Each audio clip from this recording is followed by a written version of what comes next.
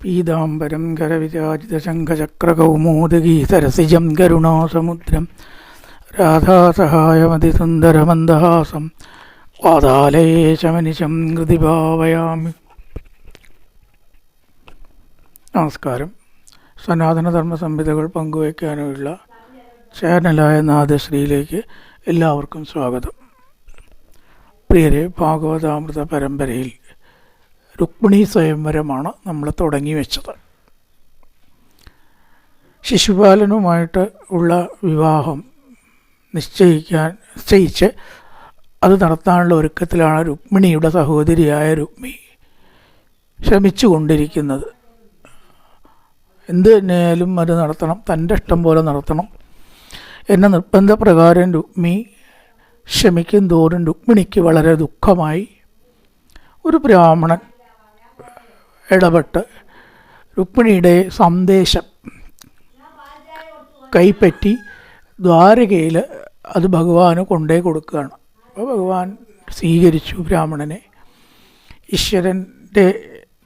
എൻ്റെ ദൈവമാണ് ബ്രാഹ്മണൻ, ദൈവത്തെ പോലെയാണ് ഞാൻ ബ്രാഹ്മണരെ കാണുന്നത്. ധർമാനുഷ്ഠാനമുള്ള ബ്രാഹ്മണരാണ് സത്യത്തിൽ ലോകത്തിൻ്റെ ശ്രേയസ്സിന് അടിസ്ഥാനം എന്നൊക്കെ പറഞ്ഞ് സ്വീകരിച്ച് വന്ന കാര്യം എന്താണ്? സർവേശ്വര, രുക്മിണി ഒരു സന്ദേശം തന്നയച്ചിട്ടുണ്ട്, അത് ഞാൻ വായിച്ച് കേൾപ്പിക്കാം എന്ന് പറയണം. രുക്മിണിയുടെ സന്ദേശം ബ്രാഹ്മണൻ വായിക്കുന്നതായിട്ടാണ്. രുക്മിണ്യുവാച ശ്രുത്വാ ഗുണാൻ ഭുവനസുന്ദരചണ്ഡദാന്തേ നിർവിശ്യകർണവിവരേ ഹരതോംഗതാപം രൂപം ദൃശാന്തിശിമതാമഖിലാർത്ഥലാഭം തുയ്യച്യുതാ വിശതി ചിത്തമപത്രഭം മേ. ആദ്യമായിട്ട് പറയുകയാണ്. വിവാഹമാണെങ്കിലും നമ്മൾ ആദ്യം ചോദിക്കുക എന്താ, ഫോട്ടോ ഉണ്ടോ ആളുടെ എന്ന് ചോദിക്കും അല്ലേ? എന്താ അത്?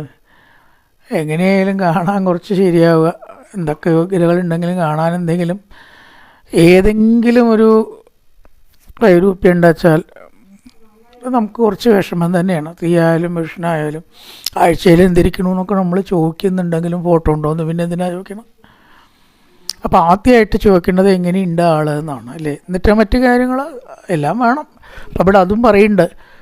ഭുവന സുന്ദര, ഈ ലോകത്തിൽ അങ്ങേ കവച്ച് വയ്ക്കാനുള്ള സൗന്ദര്യം വേറെ ആർക്കുള്ള സൗന്ദര്യോത്തരതോപി സുന്ദരതരം.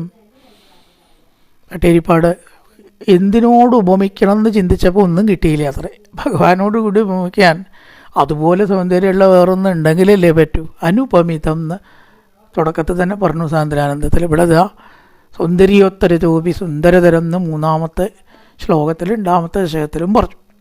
ഇവിടെ ഭുവന സുന്ദര എന്ന് വിളിച്ചിരിക്കുകയാണ്. ഈ ലോകത്തിൽ ആ ഒരു കാര്യത്തിൽ അങ്ങേ കാഴ്ചവെക്കാൻ ആരും ഇല്ല. ഇനി സൗന്ദര്യം മാത്രമാണോ, ഗുണാൻ എന്നുണ്ട്. അതുലിതങ്ങളായിരിക്കുന്ന ഗുണങ്ങളുടെയും വിളനിലമാണ് സർവേശ്വര. ധൈര്യം, ശൗര്യം, സമ്പത്തിൻ്റെ ആധിപത്യം ഇതാണെങ്കിൽ അതല്ലേ. അഖില ഗുണഗണാധാര ശൗരേ നമസ്തേ. എല്ലാ ഗുണഗണങ്ങളും തികഞ്ഞതായ ശൗരി ഭഗവാൻ എന്ന പദത്തിന് ആസ്പദമാണ് എന്ന് നാരായണീയത്തിലെ 1-ാം ദശകത്തിലെ അവസാന ശ്ലോകത്തിൽ എല്ലാ ഗുണമുണ്ട്. ഒരു ഗുണം എന്നല്ല, സർവ്വഗുണങ്ങളും തികഞ്ഞ ആളാണ്. ശൗര്യം, വീര്യം, യശസ്, സമ്പത്തിൻ്റെ ആധിപത്യം, ഒരു പുരുഷന് വേണ്ടതായ ഗുണങ്ങൾ, ഒന്നിനോടും സംഘമില്ലായ്മ, അതുണ്ട്.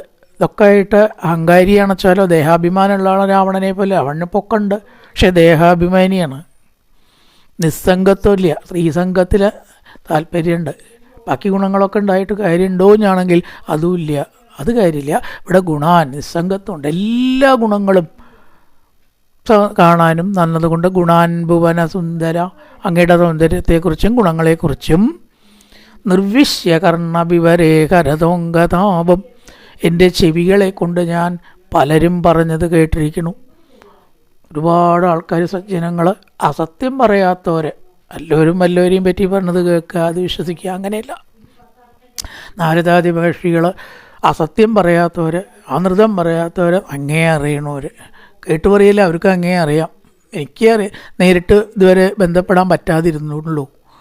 അപ്പം അങ്ങേയായിട്ട് നേരിട്ട് ഇടപെട്ടവർ, സത്യം മാത്രം പറയണവർ, അങ്ങനെയുള്ളവർ പറഞ്ഞു കേട്ടിട്ട് എനിക്ക് വിവരമുണ്ട്.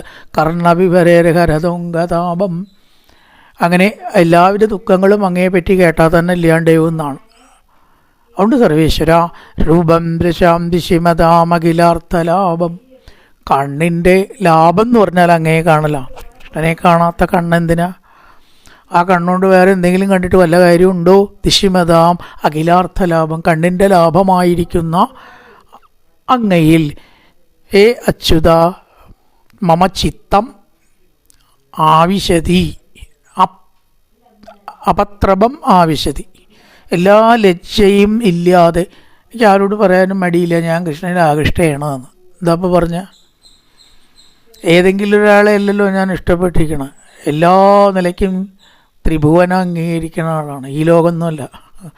അങ്ങനത്തെ ഒരാളെ ഞാൻ ഇഷ്ടമാണെന്ന് പറഞ്ഞാൽ എനിക്ക് എന്താ അതുകൊണ്ടൊരു കുറവ്. അപത്രപം മേ, ത്രപം എന്ന് പറഞ്ഞാൽ ലജ്ജ.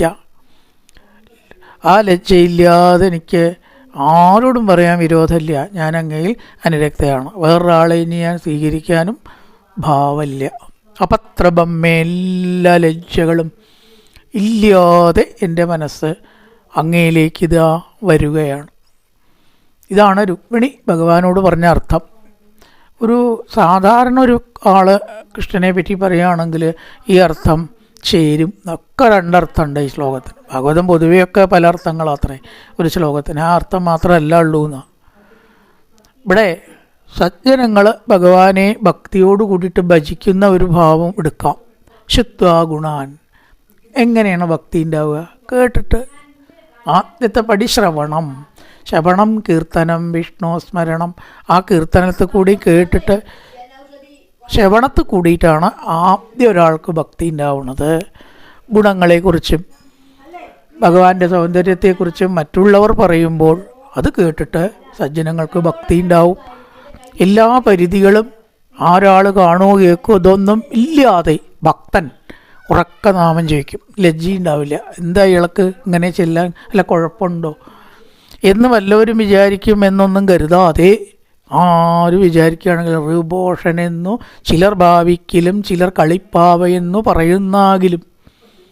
കഴുത്തച്ഛൻ പറഞ്ഞിരിക്കുകയാണ്, ആര് കളിയാക്കിക്കോട്ടെ, ആരെന്തോ പറഞ്ഞോട്ടെ, അതൊന്നും എന്നെ ബാധിക്കില്ല. അതേപോലെ ഭക്തൻ്റെ ഹൃദയം എല്ലാ അതിർവരമ്പുകളും കടന്ന് ഭഗവാനിലേക്ക് വന്നോളും. പ്രപഞ്ചത്തിലുള്ള സുഖങ്ങളിൽ അവന് ആസക്തിയില്ല, ദുഃഖങ്ങളിൽ അവന് വിഷമമില്ല. ഇതൊന്നും അവനെ ബാധിക്കാതെ ഭഗവാനിലേക്ക് വരുന്ന ഒരു ഭക്തൻ്റെ ഹൃദയവും നമുക്കവിടെ കാണാം. ഇനി അടുത്തത് പറയണം, കാത്വ മുകുന്ദമകതീ കുലശീലരൂപ വിദ്യാവയോ ദ്രവിണധാമഭിരാത്മതുല്യം തീരാപതിം കുലപതീന വൃണീത കന്യാ കാലേ നൃസിംഹനരലോകവനോഭിരാമം. രുക്മിണിയുടെ ഭാവം അർത്ഥാണ് ആദ്യം. മുകുന്ദ, മോക്ഷം കൊടുക്കാനുള്ള കഴിവ് ഭഗവാന് മാത്രമേ ഉള്ളൂ. കുലശീല രൂപ വിദ്യാവയോ ദ്രവിണധാമഭിരാത്മതുല്യം. ഒരു വിവാഹത്തിന് വേണ്ട 8 ഗുണങ്ങൾ ഇവിടെ പറഞ്ഞിരിക്കുകയാണ്. ഒന്ന്, കുലമഹിമ ചേർച്ച. തൻ്റെ കുലത്തിനോട് രാജകുലമാണ് രുക്മിണിയുടെ. ഭഗവാൻ യദുവംശ രാജാവായിട്ടാണോ ദ്വാരകയിലിരിക്കണം. അപ്പം കുലമഹിമ ഉണ്ട്. ശീലം, നല്ല സ്വഭാവം. ഭഗവാനെ പോലെ നല്ല സ്വഭാവം വേറെ ആർക്കാണ്ടാവുക? രൂപം പറഞ്ഞു കഴിഞ്ഞു, അതാണ് രൂപം. വിദ്യ, ഭഗവാൻ സർവജ്ഞനാണ്, എല്ലാ അറിവിൻ്റെ അധിപനാണ്. വിദ്യ, വയസ്സ് ഏകദേശം രുക്മിണിക്ക് പറ്റിയ വയസ്സാണ്. പിന്നെയോ ദ്രവിണം, സാമ്പത്തിക ലക്ഷ്മി ദേവിയുടെ അധിപനാണ്. പ്രധാനത്തിന് ഇനി വേറെ എവിടേക്കെങ്കിലും പോകണോ? ദ്രവിണം, ധാമം, സ്ഥാനം, നല്ല സ്ഥാനത്താണല്ലോ ഭഗവാനിരിക്കണം. അപ്പോൾ സ്ഥാനം, ഈ 8 കാര്യങ്ങളാണ് വിവാഹത്തിന് ചേർച്ച. ഇവിടെ ജാതകം പറഞ്ഞിട്ടില്ല കേട്ടോ. ജാതക ചേർച്ച എന്നുള്ളൊരു വിഷയം ഇവിടെ എടുത്തിട്ടില്ല. നോക്കൂ, സീതാ സ്വയംവരത്തിൽ എടുത്തിട്ടുണ്ടോ? അതുമില്ല. അഞ്ജലി സ്വയംവരത്തിലുണ്ടോ? അതുമില്ല. അപ്പം പണ്ടത്തെ ഒരു സമ്പ്രദായത്തിൽ ജാതകം നോക്കലില്ല. എന്നാൽ ജാതകം ഉണ്ട് താനും. അവിടെയാണ് ജാതകമുണ്ട്. കൃഷ്ണൻ്റെ ജാതകം ഗർഗമേഷി ഗണിച്ചു. ജാതകമുണ്ട്. വിവാഹപ്പൊരുത്തം നോക്കുന്ന സമ്പ്രദായം പണ്ടുണ്ടായിരുന്നില്ല. കാരണം മനസ്സിൻ്റെ പൊരുത്തമാണ് ഏറ്റവും വലിയ പൊരുത്തം എന്ന് വിശ്വസിച്ചിരുന്നു പണ്ട് എന്ന് വേണം കരുതാൻ. പിന്നീട് വന്നു ചേർന്നതാണ് ഈ വിവാഹത്തിന് ജാതകം നോക്കൽ. അപ്പോൾ കുലം, ശീലം, രൂപം, വിദ്യ, വയസ്സ്, സാമ്പത്തിക സ്ഥിതി, സ്ഥാനമാനം, ഇതനുസരിച്ച് അങ്ങേക്ക് തുല്യൻ വേറെ ആരുമില്ല. നേരത്തെ സൗന്ദര്യവും ഗുണവും പറഞ്ഞു. അപ്പം അത് അതിനെ ഒന്നും കൂടി വിശദീകരിച്ചു, ഒന്നങ്ങനെ വിശദീകരിച്ചു, മറ്റ് ചില കാര്യങ്ങളും കൂടി ചേർത്തു എന്ന് മാത്രം. അതിന് തുല്യം അങ്ങേക്കുള്ളൂ. ധീരാപതി കുലപതീന വൃണീതകന്യ കാലേ നൃതിംഭ നരലോക മനോഭിരാമം. എല്ലാവർക്കും മനസ്സിനെ ആകർഷിക്കുന്ന സ്വരൂപത്തോടു കൂടിയുള്ള കുലശീല സ്വരൂപത്തോടു കൂടിയ അങ്ങ് ഏതൊരു കുലശീല രൂപവതിയായ ആളാണ് ആഗ്രഹിക്കാതിരിക്കുക. കുലവതി ന വൃണീതകന്യ, ഏതൊരു കുലശീല സ്വരൂപ, നല്ല സ്വരൂപമുള്ളവൾ, നല്ല സ്വഭാവം ഉള്ളവൾ, നല്ല ശീലഗുണമുള്ള ഏതൊരു കന്യയാണ് അങ്ങയെ ആശ്രയിക്കാതിരിക്കുക. ഇനി ധൈര്യമുണ്ട് ശൗര്യമുണ്ട് എന്ന് നൃസിംഹ എന്ന സംബോധന കാണിക്കുന്നു. മൂലോകത്തെ വിറപ്പിച്ച ഹിരണ്യേശ്വരനോടെ ചാടി വീണ് വധിച്ച ആളാണ്. ത്രൈലോക്യ കണ്ടകനായിട്ടുള്ള രാവണനെ വധിക്കാനും ഈ ഭഗവാൻ തന്നെയാണ് രാമനായിട്ട് അവതരിച്ചത്, വേറൊരാളല്ല. അപ്പോൾ നൃസിംഹ അങ്ങക്കുണ്ട് ശൗര്യം, വല്ല കുറവുണ്ടോ എന്ന് ചോദിച്ചാൽ യാതൊരു കുറവുമില്ലാത്ത വീരശൂര പരാക്രമിയാണ്. അതൊക്കെയാണല്ലോ പുരുഷന് വേണ്ടത്. സൗന്ദര്യമുണ്ട്, ബാക്കി പറഞ്ഞ 8 കാര്യങ്ങളുണ്ട്: സമ്പത്ത്, സാമ്പത്തിക സ്ഥിതി, പിന്നെ സ്ഥാനം, ഇരിക്കേണ്ട സ്ഥാനം, രാജാവ് എന്ന് പറയാൻ വേണമെങ്കിൽ, സമ്പത്തുണ്ട്, വിദ്യയുണ്ട്, അറിവിൻ്റെ കാര്യത്തിലോ സർവജ്ഞനാണ്, നല്ല കുലശീല രൂപ, ഒക്കെ തികഞ്ഞ 8 ഗുണങ്ങളും ഉള്ളത് കൊണ്ട് മഹേശ്വര അങ്ങേക്ക് എല്ലാം കൊണ്ടും ഭർത്താവായി തിരഞ്ഞെടുക്കപ്പെടേണ്ടതായ യോഗ്യത ഉണ്ട് എന്ന് ഞാൻ മനസ്സിലാക്കുന്നു. ഈ സാധാരണ ഒരാൾ ഈ ശ്ലോകം പറയുകയാണെന്ന് വെച്ചാൽ എങ്ങനെ അർത്ഥം വരിക? അവിടെ മുകുന്ദ എന്നുള്ളതിന് ഒന്നും കൂടി പ്രസക്തിയുണ്ട്. ഒരു പേര് വിളിച്ചതാണ് രുക്മിണി, പക്ഷെ നമ്മളാവുമ്പോൾ അതിന് മോക്ഷം കൊടുക്കാൻ കഴിവുള്ള ആൾ. അവിടെ ഒരു ഊന്നലുണ്ട്. ഏത് ദേവനെ നമ്മൾ ഭജിച്ചാലും മോക്ഷം കൊടുക്കാനുള്ള അർഹത അത് വിഷ്ണുവിന് മാത്രമേ ഉള്ളൂ. അതുകൊണ്ടാണ് മുകുന്ദൻ എന്ന പേര്. ശരിക്ക് പറയുകയാണെങ്കിൽ കൃഷ്ണനും വിഷ്ണുവിനെ അത്രേ ചേർക്കുള്ളൂ. മറ്റുള്ളവർക്ക് ചേർത്തതിൽ തെറ്റൊന്നുമില്ല, എങ്കിലും അങ്ങനെ ചേർത്ത് കണ്ടിട്ടില്ല. സുബ്രഹ്മണ്യൻ ഇപ്പോൾ സർവേശൻ, സർവശക്തൻ, വള്ളീമണാളൻ, ഈശ്വരൻ, ദേവൻ എന്നൊക്കെ പറയുന്നുണ്ട്. സ്കന്ദൻ, മുകുന്ദൻ എന്ന് പറഞ്ഞു കേട്ടില്ല. അത് ശിവൻ മുകുന്ദനാണ് എന്ന് പറഞ്ഞു കേട്ടിട്ടുണ്ടോ? ശിവസഹസ്രനാമത്തിൽ മുകുന്ദൻ എന്നുള്ള വാക്കില്ല എന്നാണ് എനിക്ക് തോന്നുന്നത്. ഇല്ല. അപ്പോൾ ഈ മുകുന്ദൻ എന്ന വാക്ക് മോക്ഷം കൊടുക്കാനുള്ള അർഹതയുള്ള ആൾ എന്നാണ് അർത്ഥം. ഇതാർക്കേ ഉള്ളൂ? വിഷ്ണുവിനേ ഉള്ളൂ. വിഷ്ണു ഭക്തന്മാർക്കേ മുക്തിയുള്ളൂ. ബാക്കിയുള്ളവർക്ക് പല കാര്യങ്ങൾ സാധിക്കാതിരിക്കാം, മുക്തി കിട്ടില്ല എന്നാണ്. മുക്തിയിലേക്ക് വരണമെങ്കിൽ വിഷ്ണുവിനെ ഭജിക്കണം. അപ്പോൾ മറ്റുള്ളവരെ ഭജിച്ചുകൊണ്ട് തെറ്റില്ല, മുകുന്ദനെ ഭജിക്കണം എന്ന് മാത്രം. മറ്റത് പാടില്ല എന്ന് ഇതിനർത്ഥമൊന്നുമില്ല. അതും വേണം നമുക്ക്, ഇതും വേണം. മുക്തിപ്രദ ആ കാര്യങ്ങൾ നടക്കാൻ വേണ്ടി സാധാരണ ദേവിയോ ശിവനെ ഭജിക്കുന്ന കൂട്ടത്തിൽ എന്തും കൂടി വേണം. ഒരു കാരണവശാലും വിഷ്ണു ഭജനം ഇല്ലാതിരിക്കരുത്. അതില്ലാതെ ഒരു ഭജനം പൂർണ്ണമാവണില്ല, ഒരാളുടെ ജന്മവും പൂർണ്ണമാവണില്ല. അതുകൊണ്ട് സർവേശ്വര മുക്തിക്ക് അർഹത അവിടത്തേക്കാണ്. ഏത് ദേവനെ ഭജിച്ചാലും വിഷ്ണുഭക്തി ഉണ്ടാവാം, കൃഷ്ണഭക്തി ഉണ്ടാവണം. എല്ലാ യോഗ്യതയുമുള്ള ഈശ്വരൻ എന്ന പദത്തിന് അങ്ങ് മാത്രമേ യഥാർത്ഥത്തിന് അർഹനുള്ളൂ എന്ന് ഭഗവത് ശബ്ദമുഖ്യാശ്രയോസി നാരായണീയത്തിൽ പറഞ്ഞിട്ടുണ്ട്. അപ്പോൾ ആ ഒരു ഭക്തിയാണ് ഒരു സാത്വികൻ ആഗ്രഹിക്കേണ്ടത്, എല്ലാ പ്രപഞ്ചബന്ധങ്ങളിൽ നിന്നും മുക്തി ഉണ്ടാവാൻ. ആണ് കാരുണ്യാത് കാമമന്യം ദദതികലു പരേത് ആത്മദത്തം വിശേഷാത്. എല്ലാ ദേവന്മാരും ചോദിച്ചത് കൊടുക്കുകയുള്ളൂ. തന്നോട് ചേർത്ത് ജനമരണം ഇല്ലാത്ത അവസ്ഥയിലേക്ക് എത്തിക്കുക ആരെയുള്ളൂ? കൃഷ്ണ. ഗുരുവായൂരപ്പ അവിടുന്ന് മാത്രമേ ഉള്ളൂ കേട്ടോ. ഒരാളുടെ മനസ്സിനെ എത്തിക്കേണ്ടോടത്തേക്ക് എത്തിക്കാൻ വിഷ്ണു ഭജനത്തിനേ കഴിയൂ. മറ്റൊക്കെ ചോദിച്ചത് കൊടുക്കും, അത്രയേ ഉള്ളൂ. ചോദിച്ചതൊക്കെ കൊടുക്കും, അത് മതിയോ? എന്നാൽ ആ വസ്തുക്കളല്ല ഭഗവാനിൽ നിന്ന് കിട്ടുന്നത്. അതൊക്കെ ഇന്നുണ്ടായിട്ട് നാളെ ഉണ്ടാവാണ്ടേവണതാ.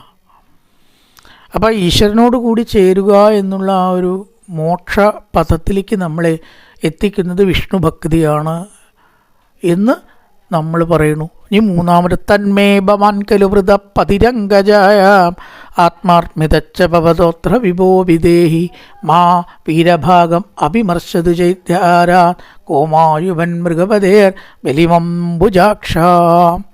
രുക്മിണി പറയാണ്, അതുകൊണ്ട് സർവേശ്വരായൻ്റെ നേരെ പ്രസാദിച്ചാലും ഭവാൻ ഖലു വൃതപതിരംഗജായാം ആത്മാർപ്പിതച്ച ഭവതോത്ര വിഭോ വിദേഹി മാ വീരഭാഗം അവിമർശതു ചൈത്യാരാൻ.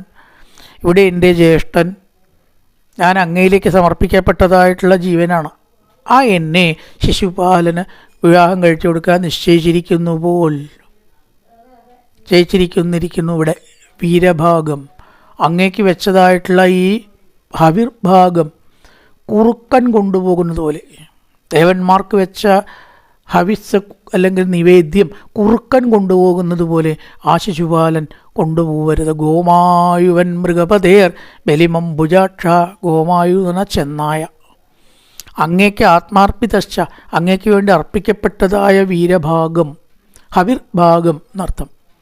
ശൈത്യ ശിശുപാലൻ കൊണ്ടുപോകരുതേ. കുറുക്കൻ കൊണ്ടുപോകുന്നത് പോലെ ആ ബലിമംബുജാക്ഷ, ആ ബലി കുറുക്കൻ കൊണ്ടുപോകാൻ ഇടവരരുതേ സർവേശ്വര എന്നാണ് രുക്മിണിയുടെ പ്രാർത്ഥന. നമ്മൾ പ്രാർത്ഥിക്കുകയാണെങ്കിലോ, സർവേശ്വര ഈ ആത്മാവ്, നമ്മുടെ ആത്മാവ് അവിടത്തേക്ക് ചേരേണ്ടതാണ്. ഈശ്വരനോട് കൂടി ചേരേണ്ടതായ ഈ ആത്മാവ് കുറുക്കന്മാർ കൊണ്ടുപോകുക എന്ന് പറഞ്ഞാൽ ഇന്ദ്രിയങ്ങളുടെ വലിവിൽ പെടരുത്. കണ്ണ്, മൂക്ക്, തൊക്ക, നാക്ക്, ചെവി, ഈ ഇന്ദ്രിയങ്ങളുടെ വലിവിൽപ്പെട്ട് കുറുക്കന്മാർ നിവേദ്യം കൊണ്ടുപോകുന്നത് പോലെ എൻ്റെ ആത്മാവ് അപഹരിക്കപ്പെടരുത്, അല്ലെങ്കിൽ മനസ്സ് അപഹരിക്കപ്പെടരുത്. അങ്ങനെ വലിച്ചു കൊണ്ടുപോകുന്ന ഒരുപാട് ഇന്ദ്രിയങ്ങളുണ്ട് ശരീരത്തിൽ. കാരണം പ്രഹ്ലാദന സ്തുതിയിൽ പറഞ്ഞിട്ടുണ്ട്, ജിക്വേകതോ അച്യുത വികർഷതി മാവിതൃപ്ത ശിഷ്ണോന്നതത്വഗുദരം ശവണങ്കുതച്ചിൽ ക്രാണോന്യത ചപലതൃക്വജകർമ്മശക്തി ഭക്യസ്വ പത്നൈവഗേകപതിൻ ലുനന്തി. അനവധി പത്നിമാർ ഉള്ള ഒരു പുരുഷൻ കഷ്ടപ്പെടുന്നത് പോലെ ഒരു പുരുഷൻ ഒരു പത്നിയെ തന്നെ തൃപ്തിപ്പെടുത്താൻ പുരുഷന് കഴിയില്ല. അത് വേണ്ടതൊക്കെ ചെയ്തു കൊടുക്കാൻ നമുക്ക് പറ്റുന്നുണ്ടോ? അപ്പോൾ അനവധി പത്നിമാരുണ്ടെങ്കിലോ ആ പുരുഷൻ എങ്ങനെ കഷ്ടപ്പെടുന്നുവോ അതുപോലെ കഷ്ടപ്പെടുകയാണ് എന്തുണ്ടാവുക, ഈ ഇന്ദ്രിയങ്ങളുടെ വലിവിൽപ്പെട്ടിട്ട്. അതുകൊണ്ട് സർവേശ്വര അവയെ നിയന്ത്രിച്ച് തരണമേ എന്ന് പ്രഹ്ലാദൻ തൻ്റെ സ്തുതിയിൽ സ്തുതിച്ചിട്ടുണ്ട്. ഈ ഇന്ദ്രിയങ്ങളെ ഒന്ന് നിയന്ത്രിച്ച് തരണം. അങ്ങ് വിചാരിച്ചാലേ അത് നടക്കൂ. ഞാനൊന്നും കൂട്ടിയ ഇന്ദ്രിയങ്ങളെ കടിഞ്ഞാണിടാൻ പറ്റില്ല. അവ കുതിരകളാണ്, ശക്തമായിട്ട് ഓരോ ദിക്കിലേക്ക് പായുന്നതാണ് ഭഗവാനെ. ഞാൻ എന്ത് കൂട്ടിയാൽ പറ്റും? അതുകൊണ്ട് അങ്ങയുടെ അനുഗ്രഹം ഈ വിഷയത്തിൽ എനിക്ക് ഉണ്ടാവണം. എവിടേക്കും പോവാതെ അങ്ങയിൽ തന്നെ മനസ്സ് നിൽക്കണമേ. ഒക്കെ എവിടെയാ സപ്താഹത്തിൽ പറയാൻ സമയം? എന്തിനാ ഇപ്പോൾ ഇതിങ്ങനെ ഇടയ്ക്കിടയ്ക്ക് പറയാതിരിക്കാൻ നിവൃത്തിയില്ല. കാരണം ഈ ആഘോഷങ്ങളും കൂട്ടങ്ങളും ബഹളങ്ങളും പടക്കം പൊട്ടിക്കലും ഘോഷയാത്രയും കൊണ്ട് അങ്ങോട്ട് തകർക്കുക എന്നല്ലാണ്ട് പറയേണ്ടത് പറയാറുണ്ടോ രുക്മിണി സ്വയംവരത്തിൽ? ഇല്ല. അനവധി കേസുകളിൽ പറയാറില്ല. ഞാനടക്കം പറയാറില്ല. സമയം കിട്ടില്ല. 6:30 നിർത്തും വേണം. വൈകിട്ടേ തുടങ്ങാനും പറ്റൂ. രാവിലെ കൂടി എങ്ങനെ പറ്റുക?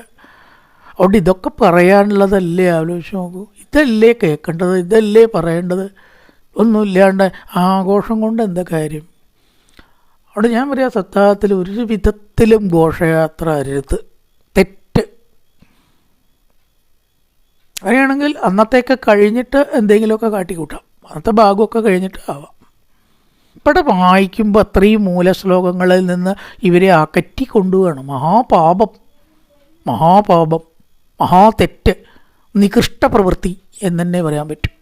ശ്രീമദ് ഭാഗവതം ആളുകൾക്ക് കേൾക്കാൻ വേണ്ടി വായിക്കുമ്പോൾ പടക്കം പൊട്ടിക്കാനും രുക്മിണിയെ കൊണ്ട് എഴുന്നള്ളിക്കാനും ഏത് ശാസ്ത്രത്തിൽ പറഞ്ഞിട്ടുണ്ട്? ഏത് ശാസ്ത്രത്തിൽ പറഞ്ഞിട്ടുണ്ട്? തോന്നിവാസികൾ ഉണ്ടാക്കിയ സിസ്റ്റം.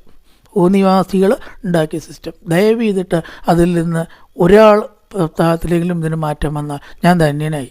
ഒരാൾക്കെങ്കിലും ഒരു വായനയിലെങ്കിലും ചെയ്യരുത്.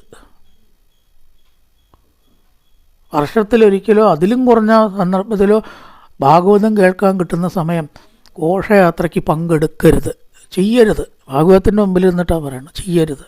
വരണം ഒരു മാറ്റം, ഇതിൽ വന്നേ പറ്റൂ എന്നാണ് എൻ്റെ അഭിപ്രായം. വരുന്നയ്ക്ക് അഭിപ്രായമില്ല. ചെയ്യരുത്.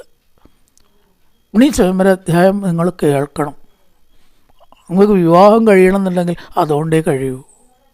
ഈ ഉപ്പിണി എടുത്ത് എഴുന്നള്ളിച്ചതുകൊണ്ട് വിവാഹം കഴിയില്ല. അതുകൊണ്ടല്ല കഴിയണം. ഭാഗവതം കേൾക്കുന്നത് കൊണ്ടാണ്. ഈ അധ്യായം കേട്ടാൽ ഗുണമുണ്ടാവും. ചിലപ്പോൾ നടന്നു വന്നവർ എത്രയോ അനുഭവമുണ്ട് അധ്യായം കേട്ടിട്ടാ, അല്ലാണ്ട് രുക്മിണിയെ കൊണ്ടുപോയി നടക്കണിട്ട് കോപ്പറാറ്റി കാട്ടിയിട്ടല്ല.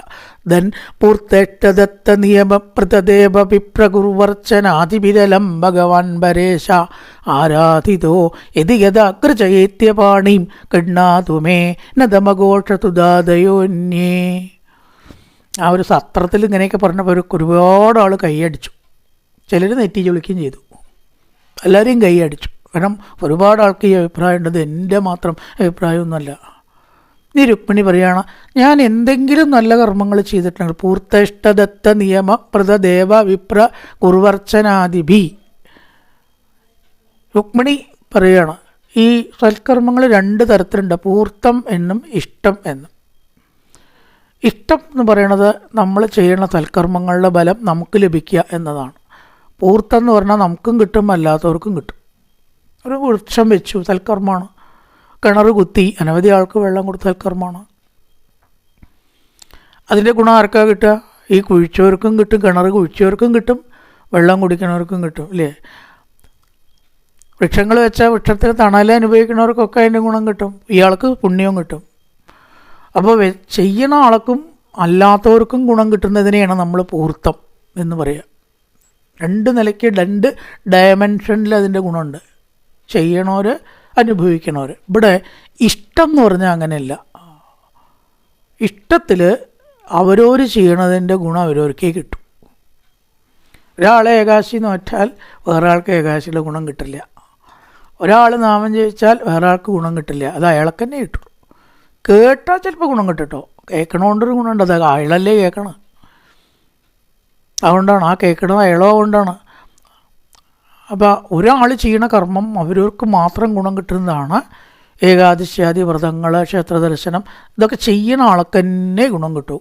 ഒരാൾക്ക് വേണ്ടി വേറെ ആൾ ചെയ്തിട്ട് കാര്യം. അപ്പോൾ നമ്മളൊരു ഏർപ്പാടുണ്ട്, ഇന്ന ആൾക്ക് വേണ്ടി ഞാൻ പായസം കഴിച്ചിട്ടുണ്ട് കേട്ടോ, ഒരു കാര്യമില്ല. ആ കഴിച്ച ആൾക്ക് ഗുണം കിട്ടും, ഒരുപാട് കഴിച്ചില്ല, ആർക്ക് വേണ്ടിയിട്ടോ ആവട്ടെ. പക്ഷെ ആർക്ക് വേണ്ടി കഴിച്ചോ അയാൾക്ക് ഒരു ഗുണവും കിട്ടില്ല, സംശയിക്കേണ്ട. അത് ആ ചെയ്ത ആൾക്കാണ് ഗുണം കിട്ടുക, ആരുടെ പേരിൽ ചെയ്യണമെന്ന് ഗുണം കിട്ടില്ല.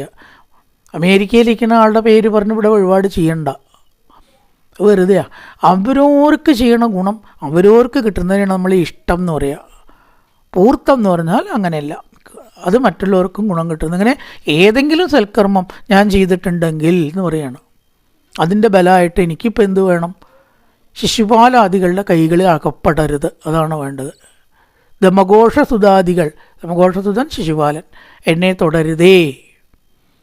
നമ്മൾ പ്രാർത്ഥിക്കുകയാണെങ്കിലോ ഇങ്ങനെയുള്ള സൽക്കർമ്മങ്ങൾ പൂർത്തമോ ഇഷ്ടമോ ആയിട്ട് ഞാൻ ചെയ്തിട്ടുണ്ടെങ്കിൽ ആ സൽക്കർമ്മങ്ങൾ എങ്ങനെ ചെയ്യണം? ഭഗവത് പ്രാപ്തിക്ക് വേണ്ടി ചെയ്യണം. നിസ്സാരമായിട്ടുള്ള ലൗകിക ഫലങ്ങളെ ഉദ്ദേശിച്ചിട്ടാവരുത് ഭക്തി. അതാണ് നമ്മളെടുക്കുമ്പോൾ. രുക്മിണി എടുക്കുമ്പോൾ കൃഷ്ണനോട് കൂടി എനിക്ക് ചേരണം. ഈ സൽക്കർമ്മങ്ങളുടെയൊക്കെ ബലം അതാണ് എനിക്ക് വേണ്ടത്, ഞാൻ അതാണ് പ്രതീക്ഷിക്കുന്നത്.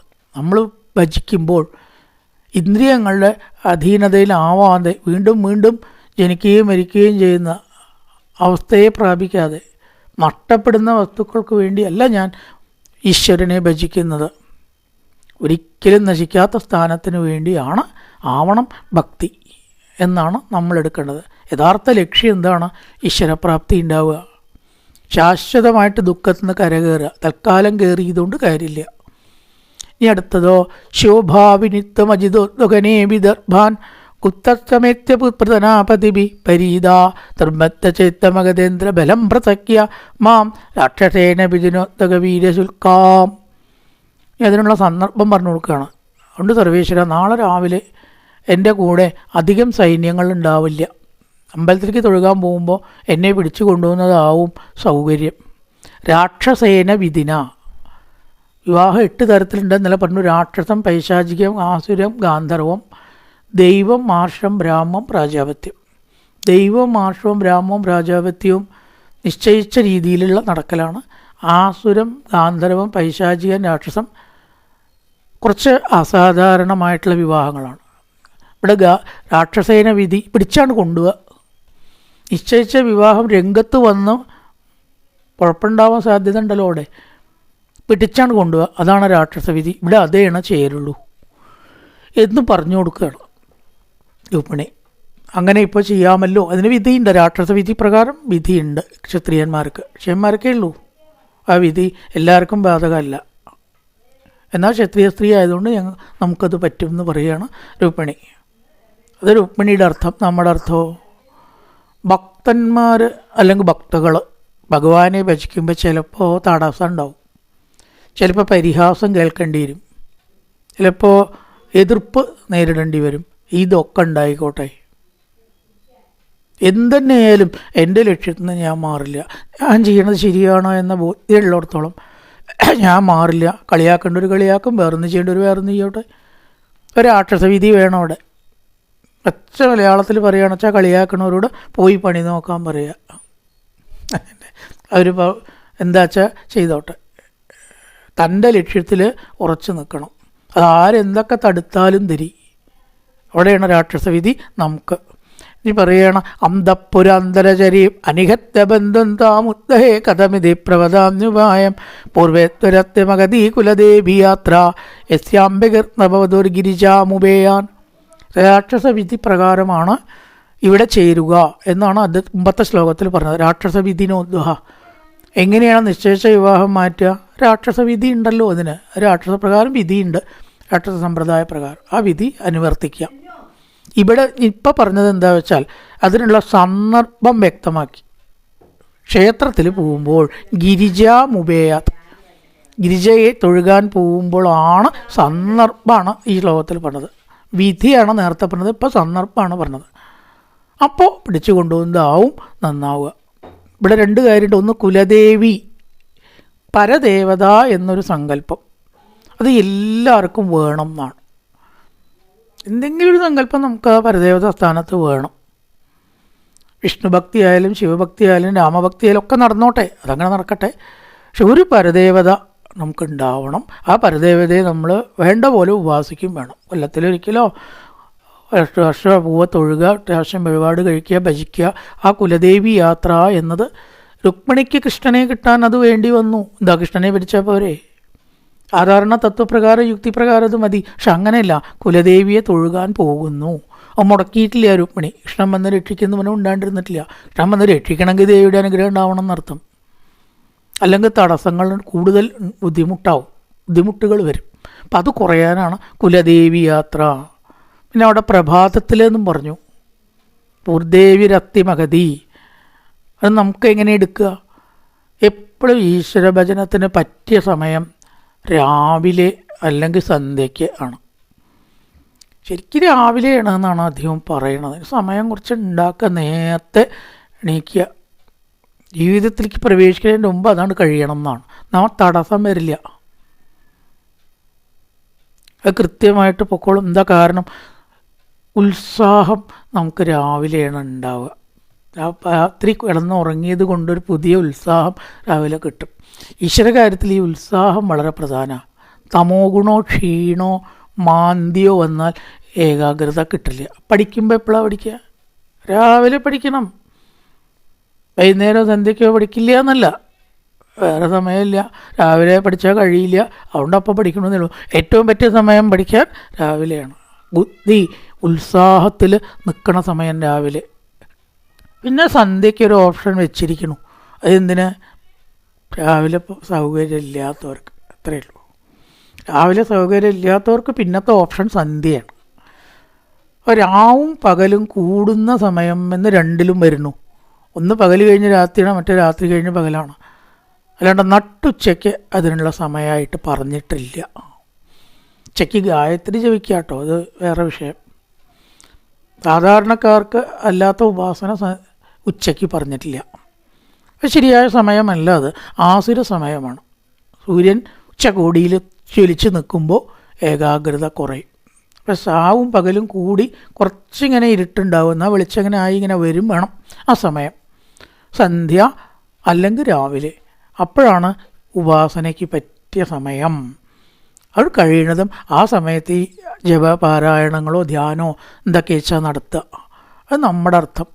അത് രാവിലെ ദേവിയെ തൊഴുകുമ്പോൾ എന്നെ രക്ഷിക്കണം എന്ന് രുക്മിണിയുടെ അർത്ഥം. ഞാൻ അവസാന ശ്ലോകമാണ്. യസ്യാംഗ്രി പങ്കജരജത്നപനം മഹാന്തോ വാഞ്ചന്തു മാപതിരി വാത്മതമോപഗത്യംബുജാക്ഷ ലഭേയ ഭവത് പ്രസാദം ശക്യാമസുൻമൃതകൃശാൻ ശതജന്മഭി സ്യാത്. ഭഗവാന്റെ മാഹാത്മ്യം പറയണം. ഏതൊരു ഭഗവാന്റെ പാദപത്മത്തിൽ നിന്ന് പുറപ്പെടുന്ന തീർത്ഥമായ ഗംഗ, സ്നപനം തീർത്ഥം, ശിവൻ കൂടി ശിരസിൽ വഹിക്കുന്നു. ആലോചിച്ച് നോക്കൂ. വാഞ്ചന്തി ഉമാപതി, ഉമാപതി ആരാ? ശിവൻ. ശിവൻ പോലും ശിരസിൽ വഹിക്കുന്നു ഭഗവാന്റെ പാദത്തിൽ നിന്ന് പുറപ്പെട്ട വിഷ്ണുപതി എന്ന ഗംഗയെ. ഇനി ശിവൻ മാത്രമാണോ?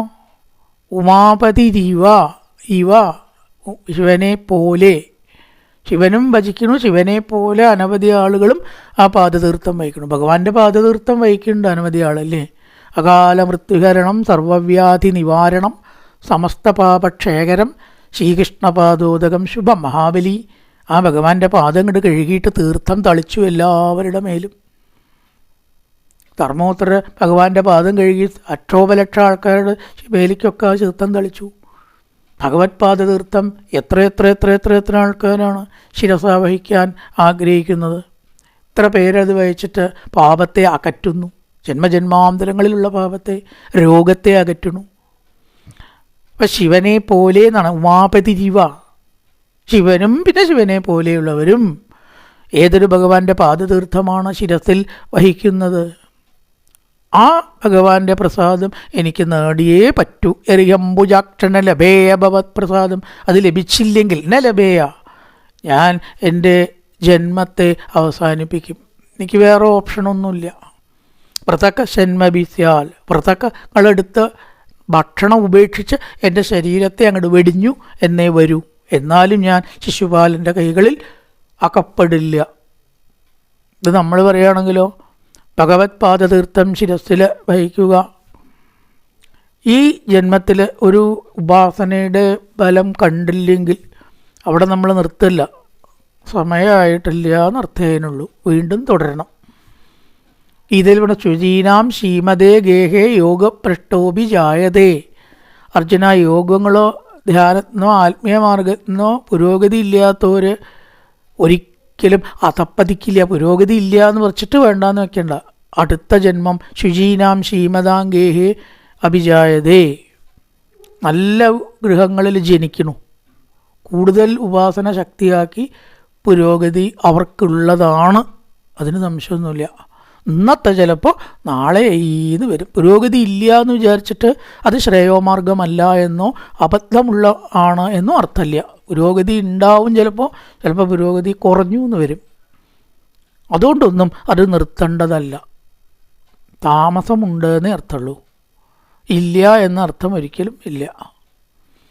അതുകൊണ്ട് ഈ പെട്ടെന്നുള്ള ക്ഷിപ്ര ഫലങ്ങളോ നല്ല അനുഭവങ്ങളോ കണ്ടില്ലെങ്കിലൊന്നും ഉപാസനകൾ നിർത്തിപ്പോവരുത്. കൂടുതൽ അത്യുത്സാഹം അവലംബിച്ച് ലക്ഷ്യപ്രാപ്തി എത്തുന്നത് വരെ, ഏതാ ലക്ഷ്യപ്രാപ്തി? ഭഗവാനോട് ചേരുക. നമ്മൾ ശ്രമിക്കണം. ശതജന്മബിസ്ഥൽ, എത്ര ജന്മം വേണ്ടി വന്നാലും കാത്തിരിക്കാൻ തയ്യാറാവണം. മുക്തി പോലും ഭക്തന് വേണ്ട എന്നർത്ഥം. എന്തും ഫലവും അവരുദ്ദേശിക്കുന്നില്ല. അങ്ങനെ ഭജിക്കണം. ഫലം വന്നോളും, വരുമ്പോൾ വന്നോളും. ഇല്ലേ വേണ്ട, ഉണ്ടോ ആയിക്കോട്ടെ എന്ന വിധത്തിൽ നമ്മുടെ ലക്ഷ്യം എന്താണ്? ഉപാസനയാണ്, ഫലമല്ല. ഫലം ലക്ഷ്യം വെച്ചിട്ട് ചെയ്യരുത്. അത് ചിലപ്പോൾ ഉണ്ടായി എന്ന് വരും, ഉണ്ടായില്ല എന്ന് വരും. എൻ്റെ കർമ്മഗതിക്ക് അനുസരിച്ചിരിക്കും. പക്ഷേ ഉപാസനയിലാണ് നമ്മൾ ലക്ഷ്യസ്ഥാനാക്കി കാണേണ്ടതും ആനന്ദം കണ്ടെത്തേണ്ടതും, അല്ലാണ്ട് ഫലത്തിലല്ല എന്ന് സാധാരണക്കാർക്ക്. 7 ശ്ലോകമാണ് രുക്മിണീ സ്വയംവരം. അപ്പം ഇതൊന്നും ചിന്തിക്കാണ്ട് നമ്മൾ രുക്മിണീ സ്വയംവരം കേട്ടിട്ടോ വായിച്ചിട്ടോ ഒരു കാര്യമില്ല. ആ സന്ദേശം കേട്ട് ഉടനെ തന്നെ ഭഗവാൻ ദ്വാരകയിലേക്കാണ് പുറപ്പെടുകയാണ്. സ്വയംവരത്തിൻ്റെ രംഗങ്ങളാണ് പിന്നീട്. സമയം കുറയായി. മറ്റൊരു ഭാഗത്ത് കായേന വാചാ മനസേന്ദ്രിയർവാ ബുദ്ധ്യാത്മനാ വാ പ്രകൃതേ സ്വഭാവാൻ കരോതി യദ്യർത്ഥകലം പരസ്മൈ നാരായണായേതി സമർപ്പയാമി. ഓം പൂർണ്ണമദ പൂർണ്ണമിദം പൂർണ്ണാൽ പൂർണ്ണമുദച്യതേ പൂർണ്ണസ്യ പൂർണ്ണമാദായ പൂർണ്ണമേവാവശിഷ്യതേ. ഓം ശാന്തി ശാന്തി ശാന്തി. ഹരി ഓം ശ്രീ ഗുരുഭ്യോ നമഃ. ഹരി ഓം.